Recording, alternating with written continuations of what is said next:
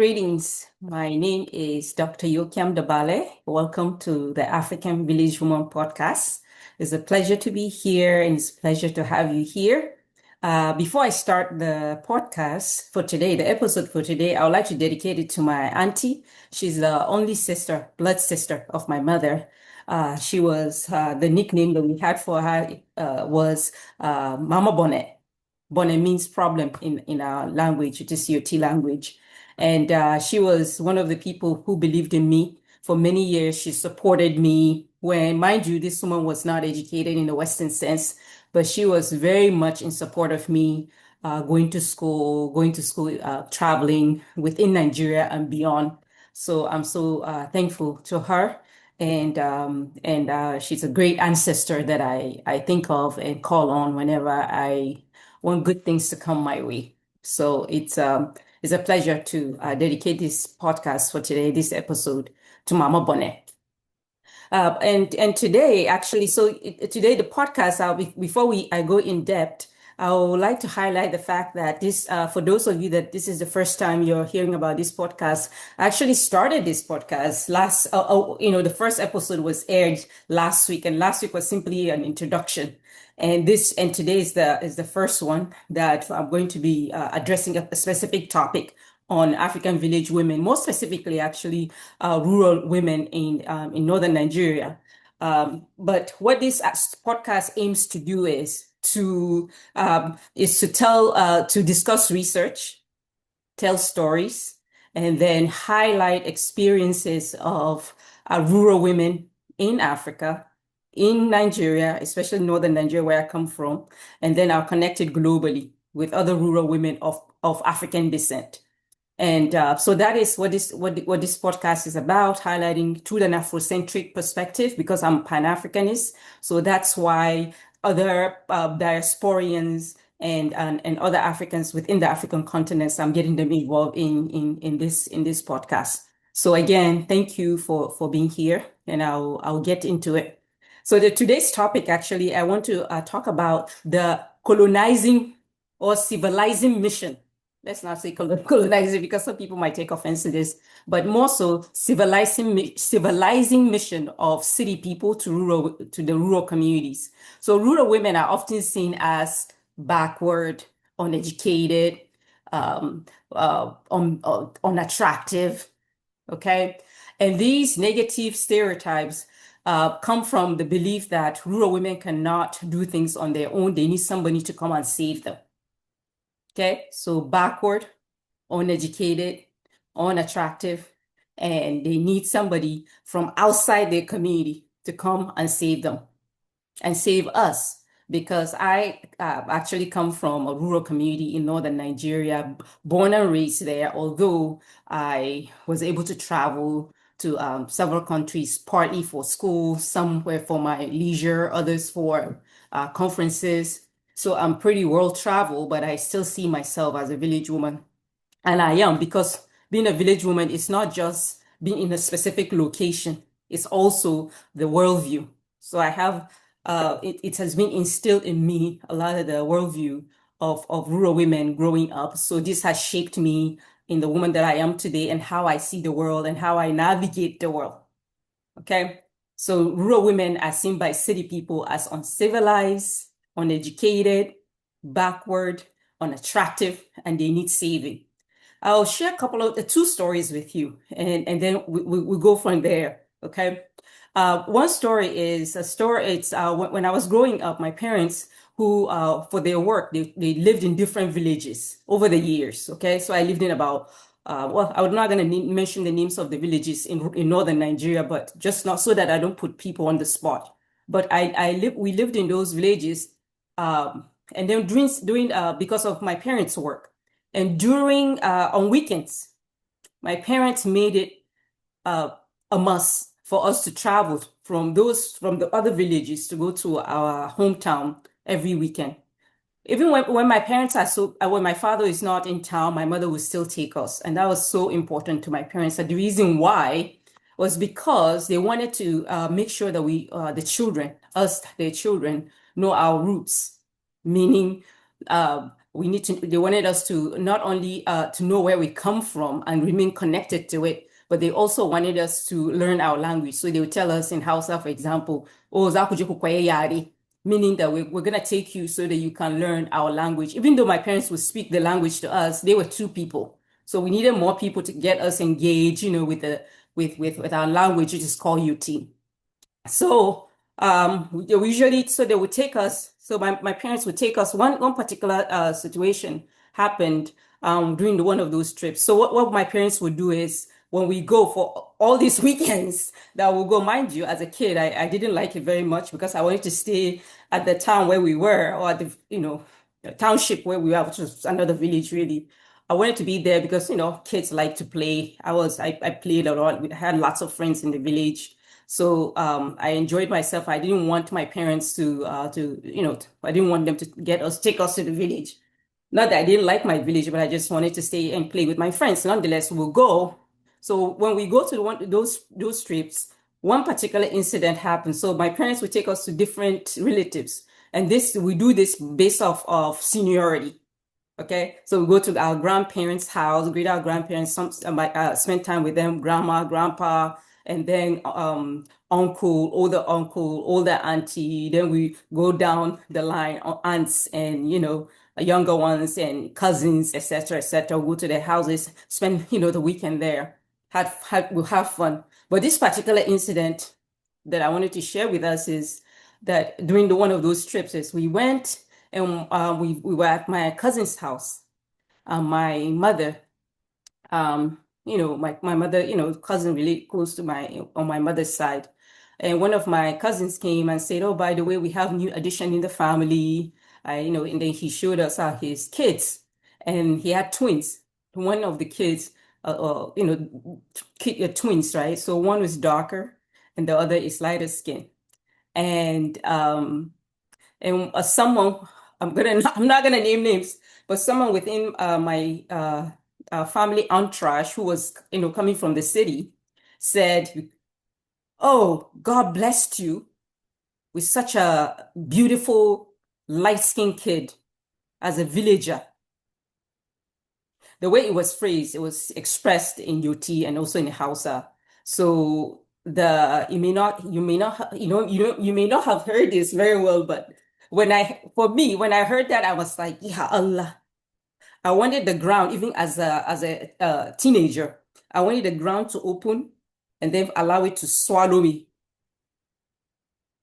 The whole point of that statement, that God blessed you as a villager with a light-skinned kid, was not a compliment. The whole point was that saying that you as a villager, you're not supposed to have something good because the villagers, right, are supposed to be unattractive in this context. So God, wasted time by creating and giving you such a pretty kid. We're not even going to dwell so much on the colorism aspect of this. But the whole point I wanted to point out, the whole point here is about how because of villagers are not supposed to have things good because the village is considered a place of backwardness. In fact, there's a Nigerian movie called My Village People. So in Nigeria, every time, in fact, it's a saying now in Nigeria, when people, something bad would happen to them, they would say, "Oh, my village people have done it again."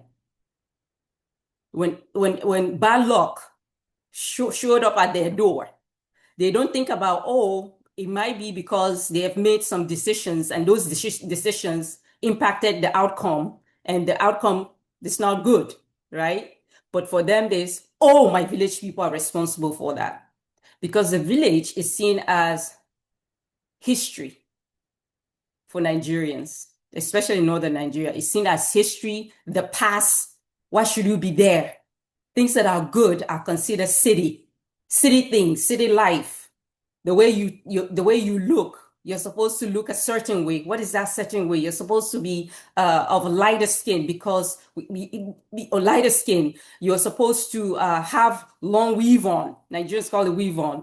At least in the village, you call long weave on. It's just hair extension or hair attachment. You're supposed to perm your hair. The perming mean, for people who may not know what hair perming is, for people of African descent, or people with afro hair like mine, is that perming is a processing of your hair with chemical that makes it straight.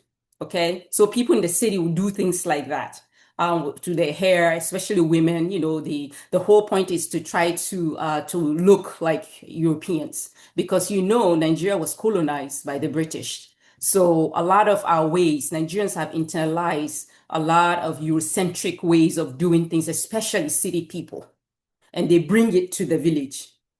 Okay, they bring it to the village. So on that, going back to the Nigerian movie that I mentioned earlier, that movie is called My Village People, and that movie was done by a Nigerian comedian, and in it he captured different ways in which they consider village ways of doing things as backward. Uh, and that is the narrative in Nigeria. You never hear a Nigerian, most Nigerians, almost in my context in Northern Nigeria, they hardly speak of good things about the village. When they talk about village, it's more about how they're going to go and civilize it, because villages are uncivilized. Be it people who spend a lot of time in the city, they're coming just everyday people who worked, mind you, they used to be in that village. But because they left and went to a city and have lived there for some time, when they come back, their ways of doing things is that they consider it better than what the people in the village are doing. You see, and this is also even with researchers, African researchers. I've seen women researchers who, mind you, in many cases, they have no relationship with the village where they are researching. But the rhetoric is that, oh, we're going to go save those suffering African women. We're going to go save those suffering rural women in Nigeria. In Northern Nigeria, as it's opening these days because of globalization, or I would say hyper globalization, Northern Nigeria is becoming the hotspot for researchers. As a matter of fact, I worked with a news agency where I translated for them, and the people that were doing going there and actually collecting the data, the initial data, which I used, to translate. Many of them were city people who go to those villages. They have no context to the village, and they will interview. Even the questions they will ask, when I listen to it now, right? Because I speak Hausa. When I listen to it, I'm like, there's no context to this question. Hence the reason why you're not getting the information that you need to get from these women and also from the men you're interviewing. But nonetheless, city people see themselves as the ones that should make policies, contribute in policy making, so that they can better the life of those uncivilized, backward, right, unattractive villagers who they need to come up.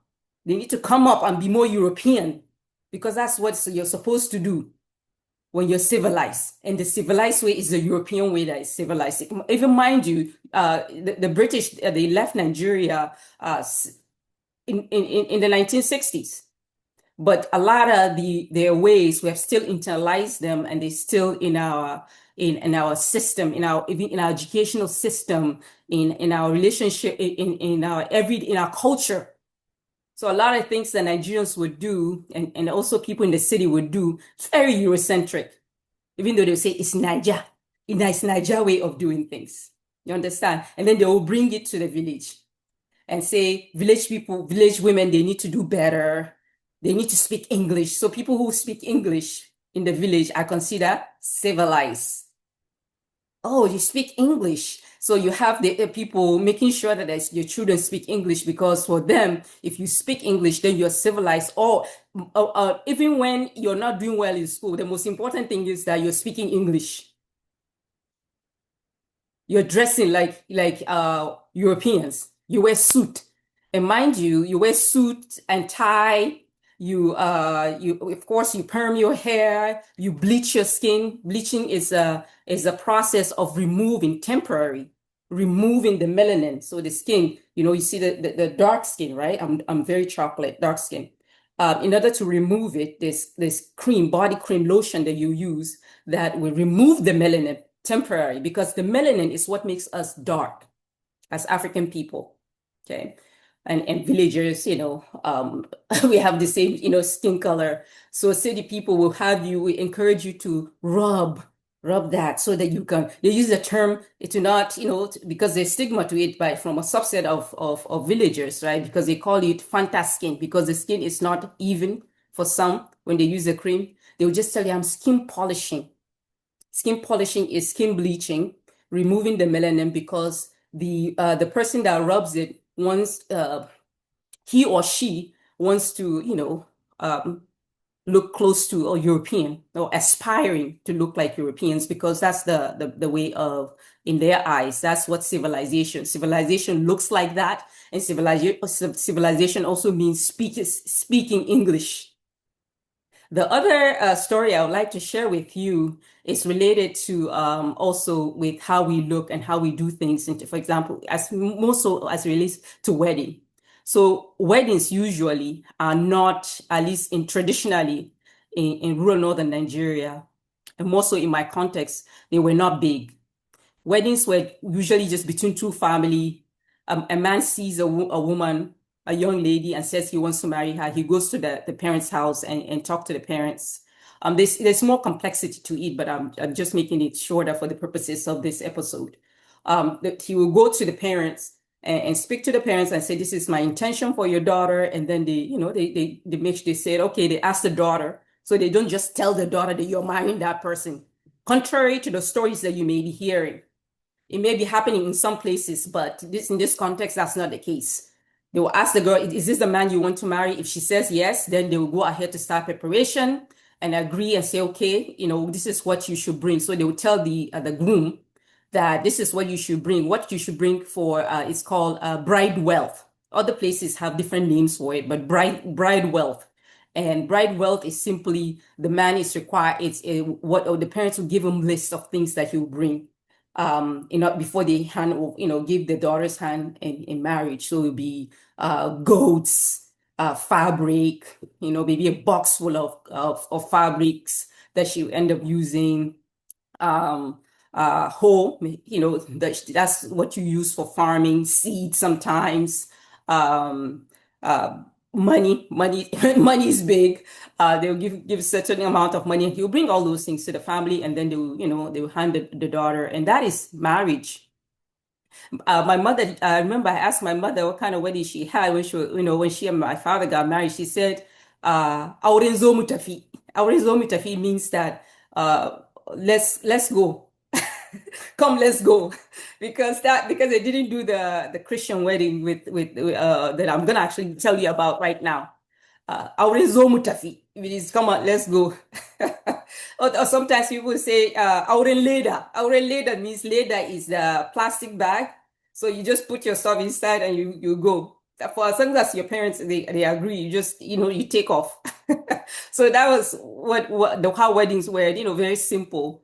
But this, for city people who would come to the village, right? When they go to the city and return, for them is they insist on having another wedding. So they don't consider, even though traditional wedding, it seals the deal, your husband and wife. For Christians, especially conservative Christians, hardcore Christians.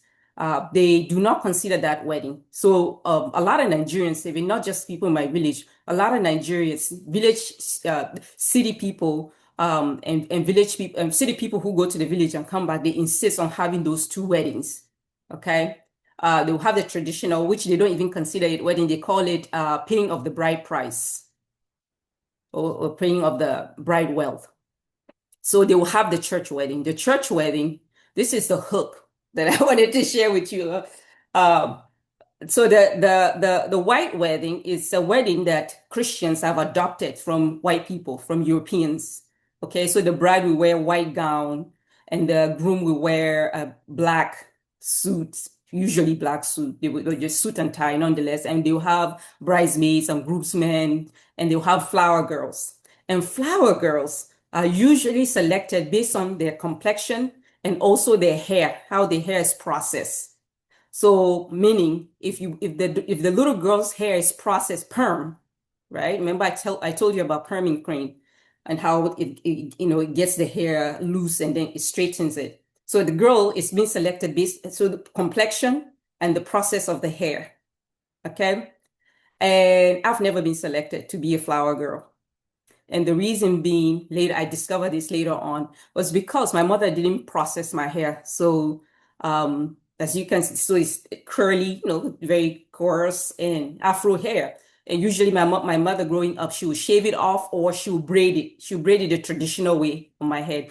So and I'm very chocolate, as you can see. So I was never selected to be a flower girl.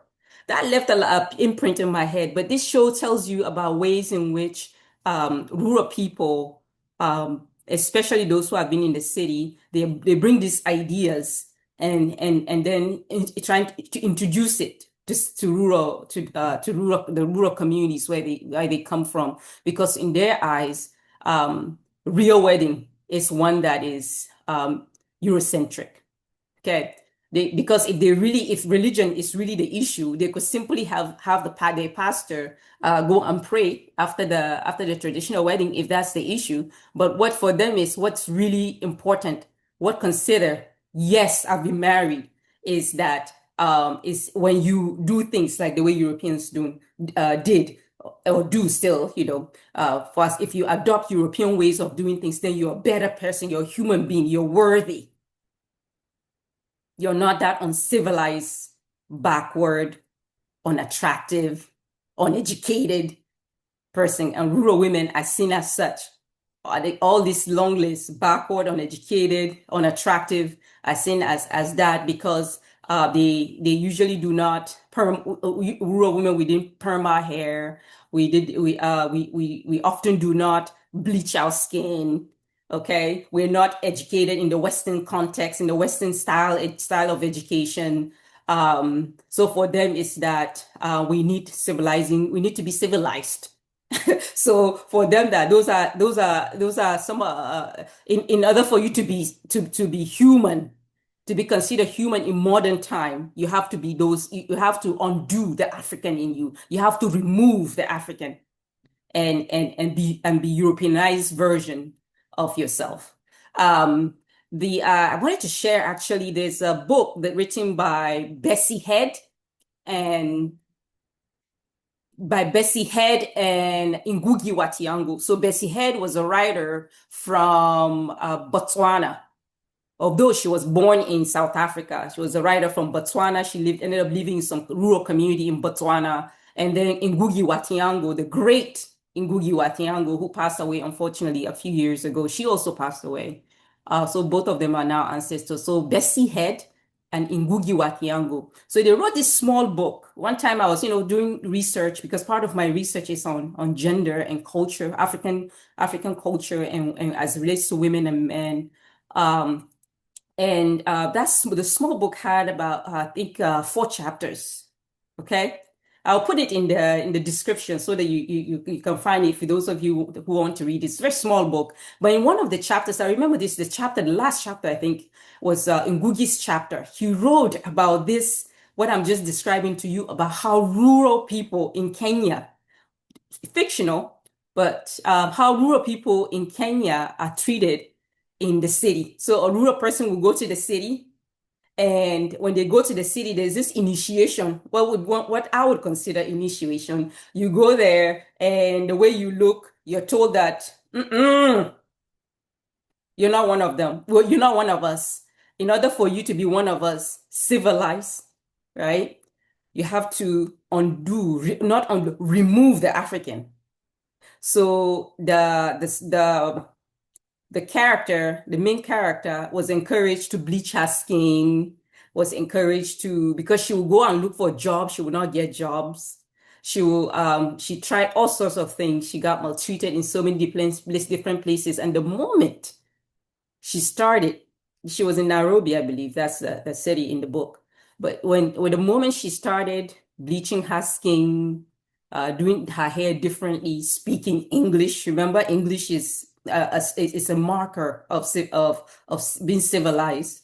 She started getting opportunities, but then that opportunity, of course, it eventually faded away. But nonetheless, the whole point that I'm trying to highlight here is about how when villagers are considered undesirable until they start to remove the African in them. Another book, actually, I would like to highlight is by Frantz Fanon. So I remember this particular title is Black Skin, White Mask by Frantz Fanon. And Fanon, in that book, he also captured ways in which post-colonial Africans behave. Because even though Europeans have left, you have this black skin, but then the way you do things are very European.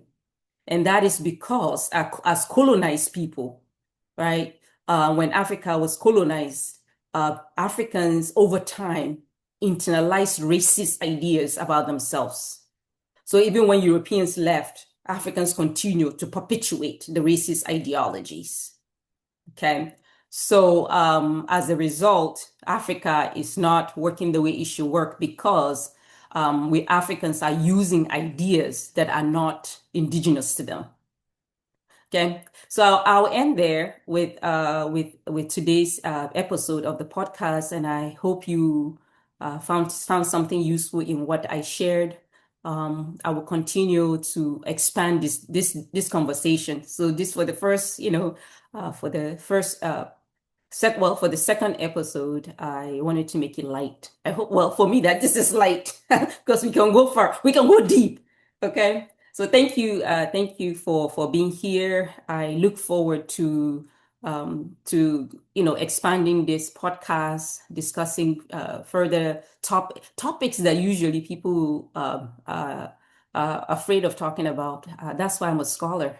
That's why I went to school to study tough things, and so that we can get to understand each other and get to understand Africa, get to understand rural women and how and what we bring to the table, really. So as we say in my language, in Yoti, Indogo. Indogo means thank you. Thank you for spending these few minutes with me, and take care of yourselves.